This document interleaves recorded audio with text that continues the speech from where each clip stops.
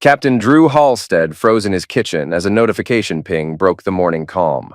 Madison's tablet lit up on the granite counter. The shower upstairs was still running. She always took 10 minutes with that overpriced coconut shampoo. The message preview glowed. Send another $2,000 or your husband finds out your dirty little secret. Drew's coffee mug hit the counter hard. He'd been gone 3 days on a logistics mission to Nellis, and somehow $5,000 had vanished from their joint account. Coincidence? Just helping Sarah with her rent, Madison had said that morning, not meeting his eyes. Military wives look out for each other. But Drew knew every military wife in their circle. There was no Sarah. The tablet buzzed again. Don't test me, Madison. I have photos. Drew memorized the phone number, local area code. He stepped back as the shower shut off upstairs. Honey? Madison's voice drifted down. Did you say something? Just talking to myself, Drew called back, his voice betraying nothing. Coffee's ready when you are. But as he listened to her moving around upstairs, Drew was already planning, methodically, the way he'd been trained. The next morning at Peterson Air Force Base, Drew spread 6 months of bank statements across his desk. The pattern was clear. Small transfers at first to ST Services, then larger amounts. Last week's $5,000 withdrawal completed the picture. His phone buzzed. Madison. Going to lunch with the girls. Back around 3. Love you. Drew called his IT friend Marcus. I need a GPS tracker, something small. Military grade. 20 minutes later, Drew installed a quarter-sized device into Madison's oversized leather keychain. She'd never noticed the extra weight. That evening, Madison was unusually attentive. Cooking his favorite meal, wearing that blue dress, touching his arm constantly. Classic deflection behavior. How was your day? She asked, refilling his wine. Routine. Yours? Same old drama with the wives' club. Her laugh sounded forced. Sometimes I think we're all just playing house. Drew studied her face. Is everything perfect, Madison? Fear flickered across her features before the smile returned. Of course. Why? No reason. Just wondering if there's anything you want to tell me. Madison's hand trembled as she reached for her water. Like what? Like why you're lying about the money. The silence stretched like a tripwire. Madison's breathing became shallow. I don't know what you mean, she whispered. I'll ask you one more time. Where did the money go? Madison's eyes filled with real tears this time. It's complicated. Uncomplicate it. She stood abruptly. I can't, not yet. Please, just trust me. Trust. Something sharp entered Drew's tone. Trust is earned, Madison. Right now, you're bankrupting that account too. She fled upstairs, leaving Drew with tactical calculations. Phase 1 complete. Now came surveillance. The GPS tracker painted a clear picture over the next week. Normal patterns, commissary, nail salon, Starbucks, except Tuesday afternoon. Drew watched the blinking dot move to the Desert Winds Motel and stay for exactly 2 hours and 17 minutes. Thursday, same thing. Friday, Drew took a half day and drove there himself. He parked behind semi-trucks and waited. At 2:47 p.m., Madison's white Camry pulled in, followed by a black Chevy Silverado. Drew recognized the driver, Kyle Tripp, a defense contractor who worked base supply logistics. Married to Serena, about Drew's age, with an easy smile that probably got him out of speeding tickets. Kyle walked to Madison's car, leaned down, and kissed her. Not friendly, familiar and hungry. Drew gripped the steering wheel until his knuckles went white but didn't move. Just watched as his wife and her lover walked into room 127. 2 hours and 23 minutes later, they emerged. They kissed again before Madison drove away, leaving Kyle to make an increasingly agitated phone call. Drew waited until both vehicles left, then approached the motel office. The clerk was worn down with suspicious eyes and yellow teeth. Help you? Looking for someone who might have stayed here Tuesday, Drew said, showing his military ID. Official business? The woman's demeanor shifted. What kind of official business? The kind that pays better than whatever they're paying you to keep quiet? Drew placed a 50 on the counter. Room 127, Tuesday afternoon. The woman palmed the 50. Kyle Tripp. Pays cash, weekly rate. 3 months, always with the same blonde. Tuesday and Thursday, regular as clockwork. Sometimes Friday. Drew nodded and turned to leave.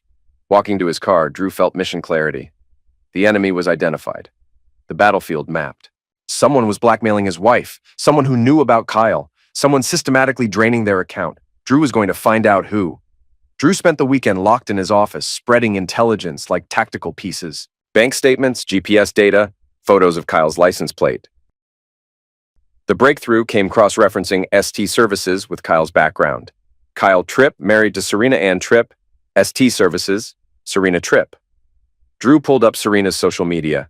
Pilates instructor, wine enthusiast, devoted military wife, according to Instagram. But recent posts had an edge. Passive-aggressive quotes about loyalty and betrayal. Photos of expensive purchases with captions about treating herself and new beginnings. A woman whose world was falling apart, fighting back.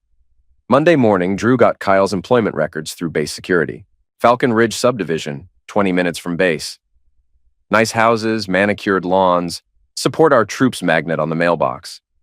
Drew drove through that evening, noting layout, street patterns, blind spots.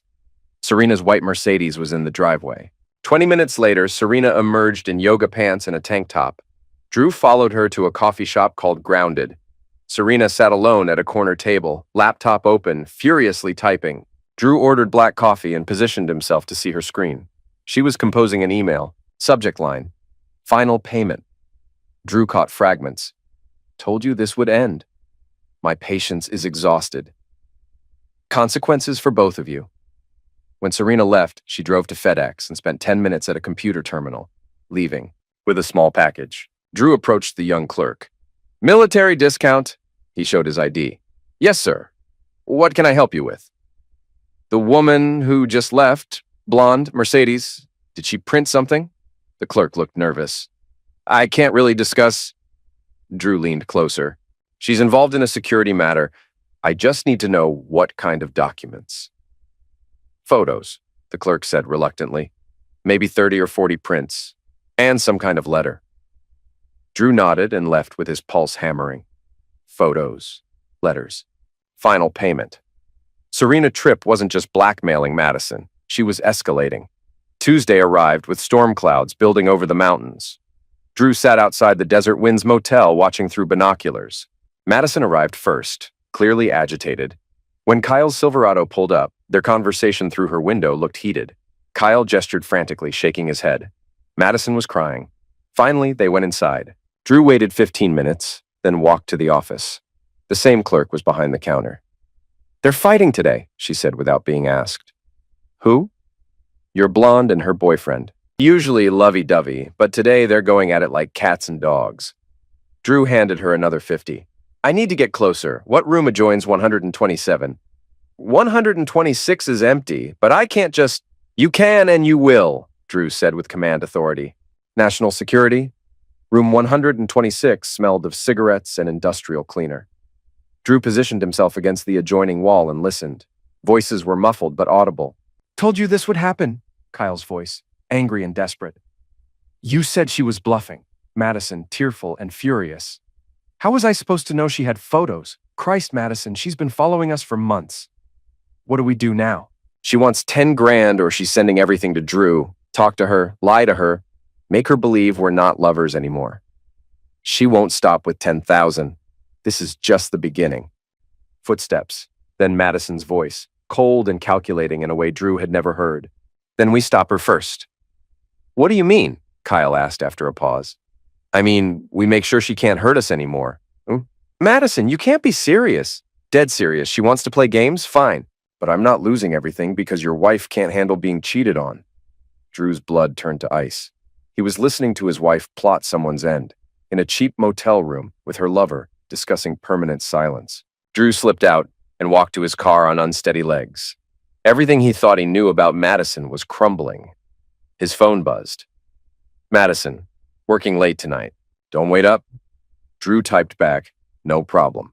As he drove home, Drew was planning his next move. He wasn't dealing with just an affair anymore. He was dealing with conspiracy.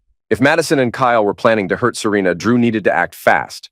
Not to save his marriage, that was already ended, but to save a life and ensure justice. Drew's house felt like a crime scene. Every familiar object now seemed evidence of a lie. He poured bourbon and researched everything on Serena Tripp. According to Instagram, she taught Pilates at Serenity Fitness and had a class every Tuesday at 7 p.m. It was 6:15. Drew grabbed his keys. He waited in the parking lot until class ended and students filed out. Serena was last, carrying yoga mat and water bottle, moving with exhausted grace. Mrs. Tripp? She spun around defensive. Yes? Drew stepped into the neon light. I'm Captain Drew Halstead. We need to talk. Recognition flickered, followed by fear. I don't know who are you. My wife, your husband, the money you've been demanding, the photos you've been threatening to release, and the conversation I overheard at the Desert Winds Motel 2 hours ago. Serena went white, looking for escape routes. Are you wearing a wire? No, I'm here to warn you. Warn me about what? Drew stepped closer, noting her shaking hands. Madison and Kyle are planning to hurt you. Seriously hurt you. They're not going to keep paying, and they won't let you keep threatening them. Serena's laugh was bitter. So you're here to save me, the woman blackmailing your wife? I'm here to prevent someone from getting hurt. What happens between you and them after that is up to lawyers and courts. You don't understand, Serena said, tears flowing. He's been lying for months, coming home with her perfume, spending our money on hotels and gifts. I found credit card statements. I followed them. I took pictures. And you decided to make Madison pay instead of divorcing him? Divorcing him doesn't give me back 3 years I wasted believing his lies. It doesn't compensate for the humiliation of knowing half the base wives were laughing behind my back. She broke off, sobbing, all pretense gone. Drew waited until her breathing steadied. How much have you collected? 12,000, she whispered. I was going to ask for 10 more and stop. I just wanted them to suffer a little, to know what it felt like to lose something they cared about. Congratulations. You've succeeded. But now they're talking about making sure you can't hurt them anymore. And I don't think they mean more money. Serena looked up with red-rimmed eyes. What do you mean? You need to go to the police. Tonight. Tell them everything. The affair, blackmail, threats. Get it on record before something happens. But I'll be arrested for extortion. Maybe, but you'll be alive to face those charges. Drew pulled out a business card and wrote his cell number. When you talk to police, tell them I'm willing to testify about what I heard today, the conversation about stopping you permanently. Serena took the card with trembling fingers. Why are you helping me? I've been tormenting your wife. Drew looked at this broken woman driven to desperate measures by betrayal, because nobody deserves what they're planning. And sometimes doing the right thing matters more than personal loyalty. He turned to leave, then paused. Mrs. Tripp, if you don't go to police tonight, I will. And I'll tell them everything I know about all three of you. Drew drove home through the gathering storm. When he reached his driveway, Madison's car wasn't there. According to GPS, she was at Kyle's house. His phone rang at 11:47 p.m. Captain Halstead?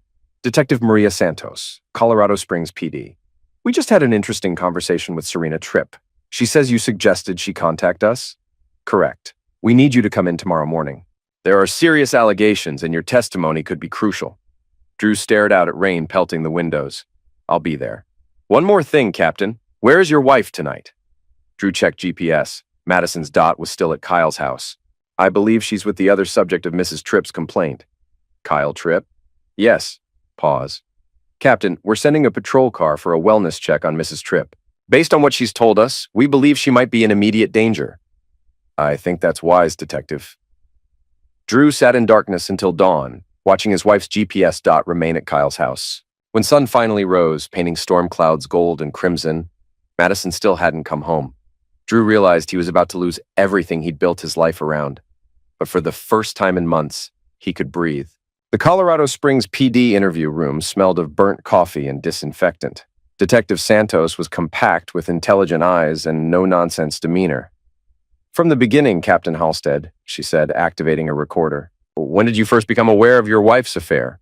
Drew recounted everything methodically. Missing money, anonymous messages, surveillance, the motel conversation. Santos took notes, occasionally clarifying, but mostly listening with focused attention.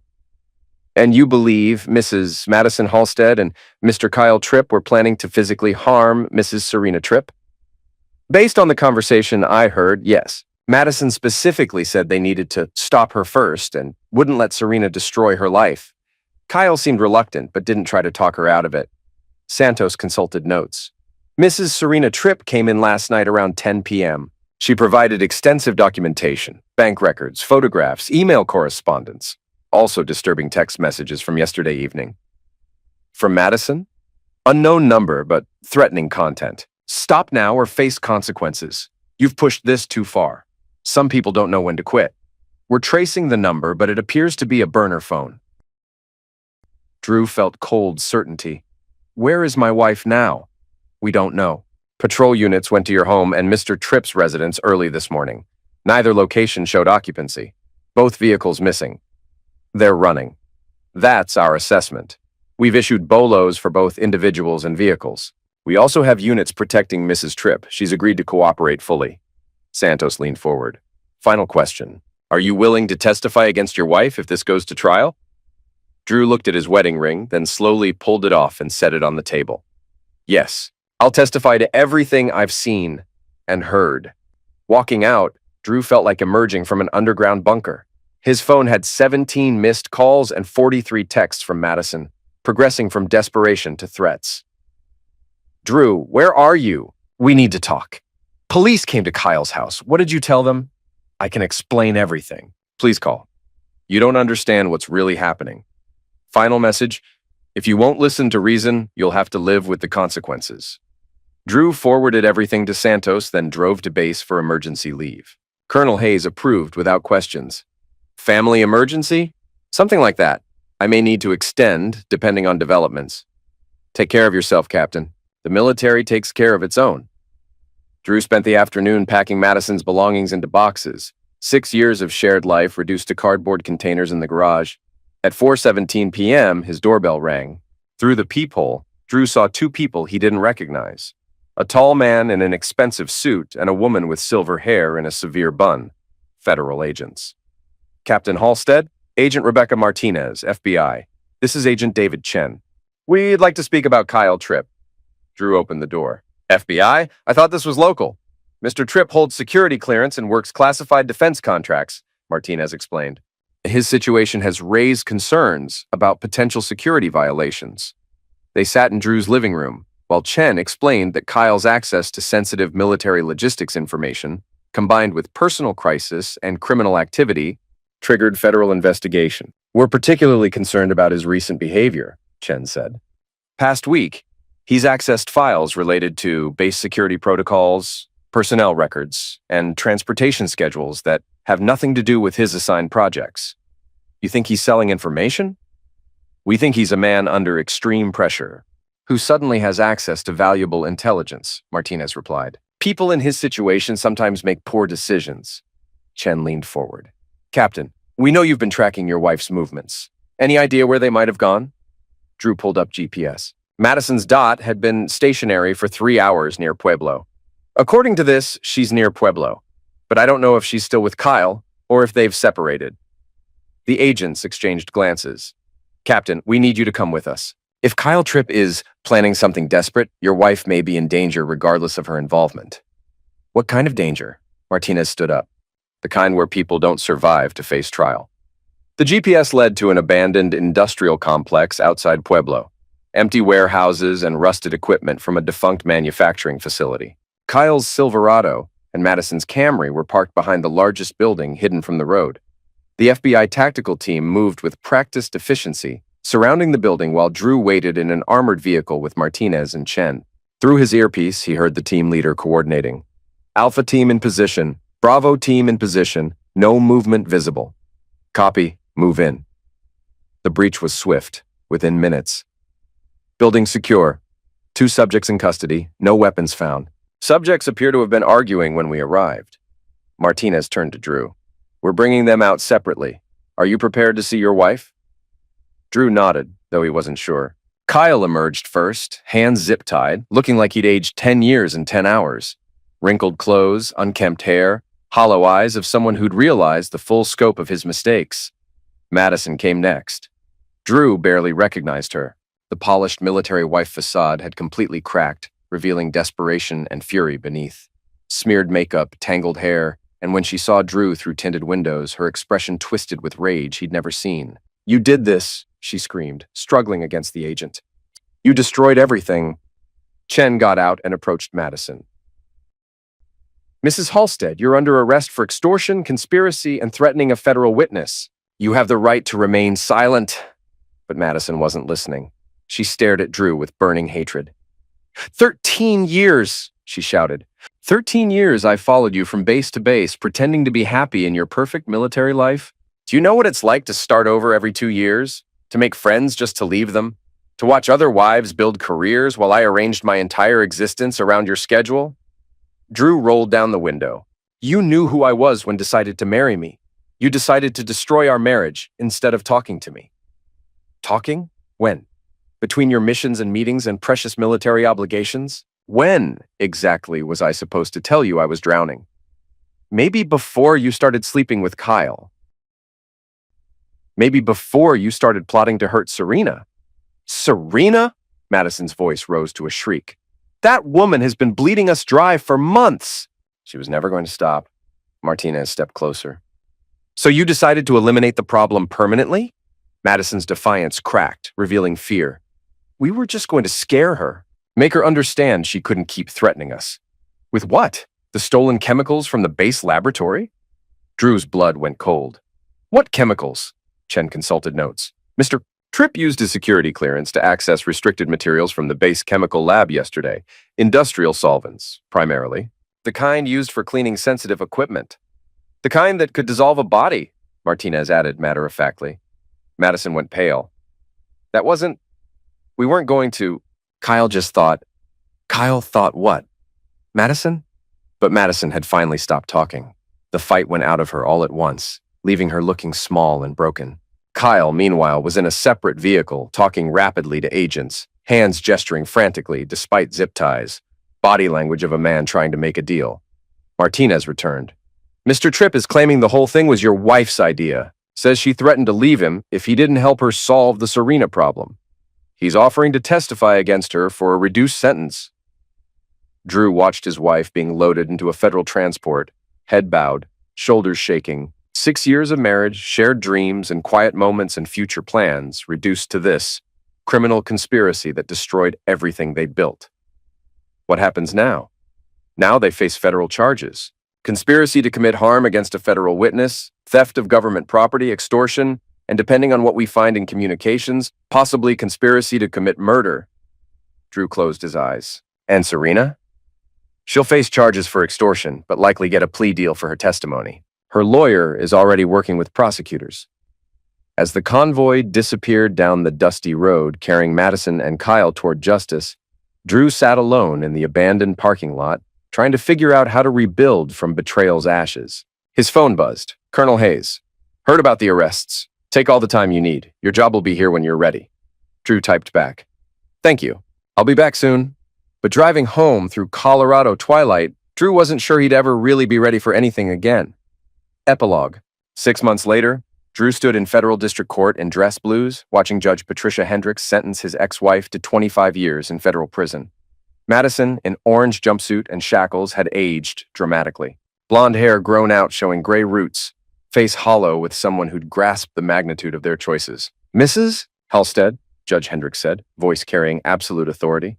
You have been found guilty of conspiracy to commit violence against a federal witness, extortion, accessory to theft of government property, and conspiracy to commit murder. Your actions represent not just betrayal of marriage vows, but fundamental violation of trust placed in military families.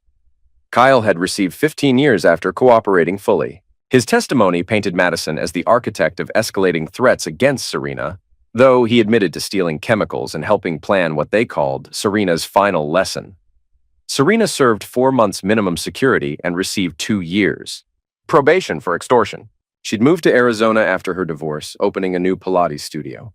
She'd sent Drew a single postcard. Thank you for saving my life. I hope you find peace. Drew kept the postcard in his desk drawer, next to divorce papers and final court documents. Sometimes late at night, when the house felt too quiet and memories too heavy, he would read those words again. What wasn't questionable was that Drew had saved his own integrity. In the military, integrity wasn't just a value. It was the foundation everything else was built on. Colonel Hayes had been true to her word. Drew's position waited when he returned from emergency leave. If fellow officers knew details of his personal crisis, they were professional enough not to discuss it in his presence. The Air Force took care of its own, but expected its own to maintain standards. Drew had maintained his standards, even when it cost him everything. Divorce proceedings were swift and brutal. Madison, facing 25 years, had no leverage for property settlements or spousal support. Drew kept the house, cars, and what remained after legal fees. Her last communication was a letter through her attorney. I hope you're happy with what you've done to us. Drew never replied. Now, standing in his empty house, truly empty, with Madison's belongings long gone, Drew contemplated orders received that morning. Ramstein Air Base in Germany. Promotion to major, fresh start. Chance to rebuild his career without shadows following him. He walked through each room one final time, remembering good moments despite everything after. Madison bringing coffee in bed Sunday mornings. Painting the kitchen that first weekend. Those memories weren't lies, even if everything else had been. Real moments in a real relationship that had somehow transformed into something unrecognizable. His phone rang. Detective Santos.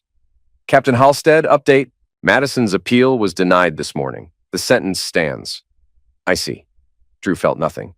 There's something else. She asked her attorney to pass along a message. Drew waited. She says she's sorry for all of it. Drew was quiet. Thanks. After hanging up, Drew finished his walkthrough and locked the front door. His household goods had shipped to Germany. His car was sold. Tomorrow, he would fly to his new assignment, his new life, his new chance to build something genuine.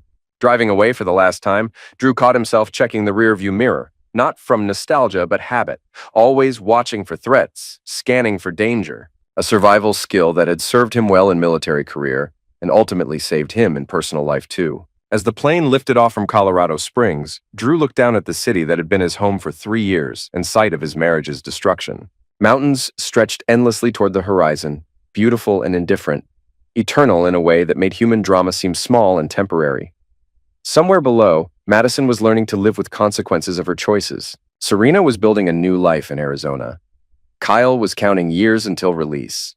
And Drew was flying toward a future he couldn't yet imagine, but knew he had strength to build.